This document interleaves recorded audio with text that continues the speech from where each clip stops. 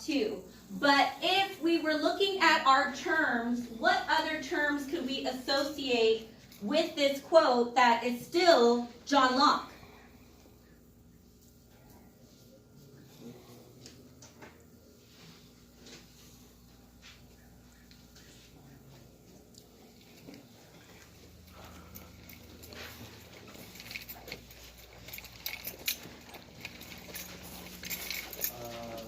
And if you don't know, you can try it.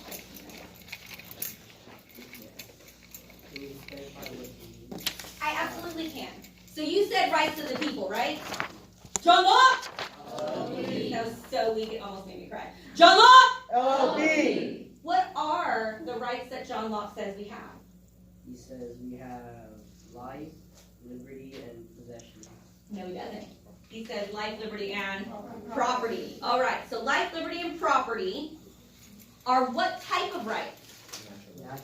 Natural rights. Very good. And then, not only are they natural rights, but Jonathan, I think that they're part of something else John Locke said.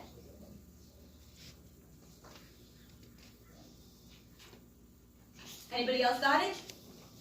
I heard it. Social contract. Can you clarify what you mean by that?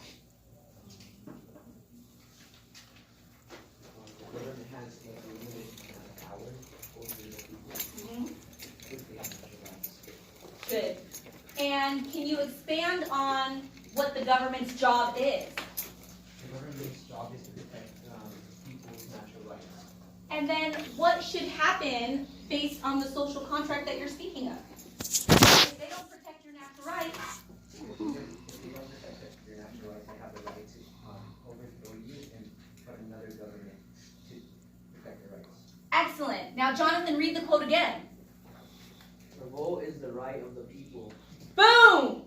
Which means that not only is this quote John Locke, LP. but this isn't just about rights, it's actually about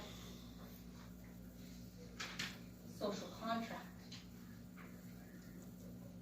See, now look, when we don't have oral discourse, we don't push our thinking. We go, oh, that's the answer, and then we stop. Does that make sense?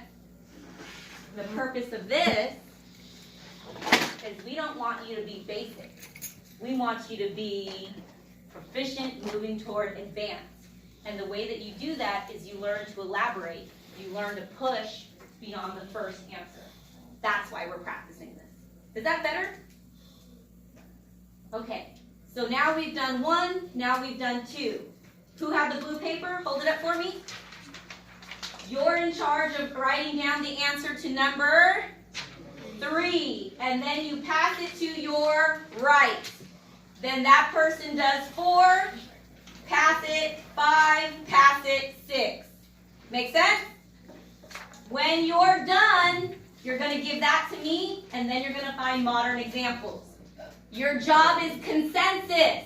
What did I say consensus was at the beginning? Anybody remember?